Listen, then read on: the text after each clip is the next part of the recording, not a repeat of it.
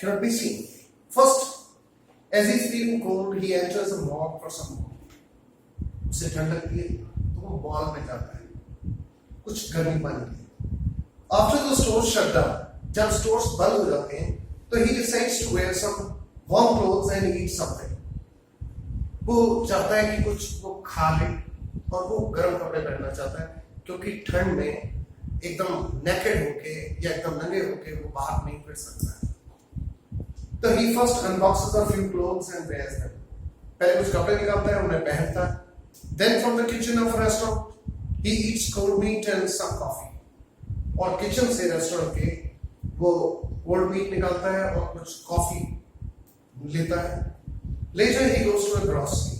Grocery कहते हैं पंसारी की दुकान यानी जहाँ डेली नीड्स की सारी चीजें मौजूद होती हैं उसे ग्रोसरी कहते हैं. Grocery store and eats sweets and drinks wine. वहाँ वो स्वीट्स लेता है और वाइन पीता है. He then falls asleep on a pile of quilts.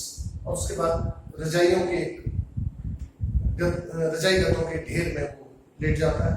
He then wakes up in the morning. सुबह उठता है. When some of the store assistants had seen him, कुछ स्टोर के असिस्टेंट्स उसे देख लेते हैं and started chasing him.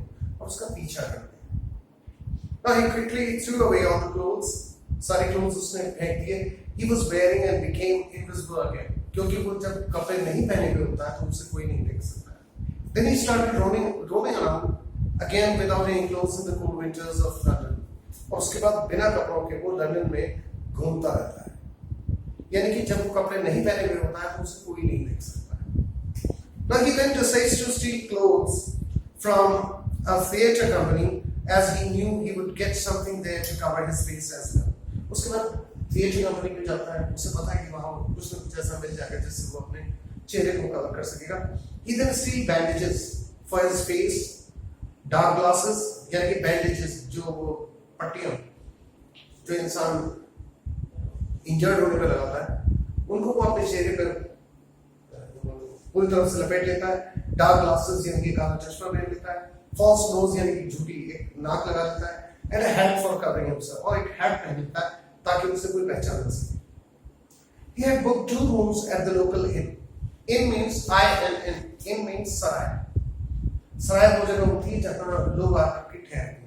और ऐसी जगह में वो 2 rooms बुक करता है in the village and reached there by boarding a train from London. और लंदन से ट्रेन में जाके वो वहाँ पहुँचता है. It was quite an unusual experience for the villagers to expect a nice outsider with a strange appearance who had come to stay at the hotel during winter. यानी इतने जाड़े के मौसम में एक अजनबी का उस गांव में पहुंचना और वहां शरण लेना या वहां अकोमोडेशन लेना ये थोड़ा सा अजीब लगता है लोगों को. Mrs hall the wife of the landlord of the inn tried to be friendly with him. Mrs hall जो है उसे खुश करने की कोशिश करती हैं क्योंकि उन्हें पता है कि जाड़ों में इस समय पे और तो कोई वहां लोग आते नहीं हैं, सैलानी आते नहीं. But Griffin did not want to talk to her. लेकिन ग्रिफिन जो ये इंसान है ये उससे बात नहीं करना चाहता. So enough, his money was exhausted. जल्दी उसका पैसा खत्म हो जाता है and started stealing to sustain himself. और उसको चोरियां करनी पड़ती हैं इधर-उधर अपना जीवन चलाने के लिए. Now due to his suspicious appearance, अब क्योंकि वो suspicious appearance है, बैंडेज है, काला चश्मा है और सर पे भी टोपी अलग तरह की है, तो लोग उसे सस्पेशन की नजर से देखते हैं, शक की नजर से देखते हैं. और इवन ये दोनों भी जिनके यहाँ रहता है, they missed the inn owner and his wife attempted to check his room while he was away. जब घर से बाहर होता है तो वो लोग उसे चेक करना चाहते हैं उस रूम. लेकिन out of anger, Griffin damaged the furniture of the inn and threw it across the room towards them. लेकिन क्योंकि उसको गुस्सा आ जाता है इस बात का और वो इसलिए सारी चीजें तहस-नहस कर देता है वहाँ की. यानी कि जिस सराय में रुका था होटल में या यूं कहिए धर्मशाला में रुका था उसको इधर-उधर फेंक देता है सारी चीजों को. The owner and his wife got scared, thinking that there were spirits around. और ओनर और उसकी वाइफ जो है वो डर जाते हैं उसमें कोई भूत वगैरह तो नहीं है. And their unusual guest was responsible for all the chaos. और ये या फिर ये अजनबी इंसान है जिसने ये सब करा है. Meanwhile, Mrs. Hall requested the town constable, Mr. Jaffers, to inquire about the identity of this peculiar individual.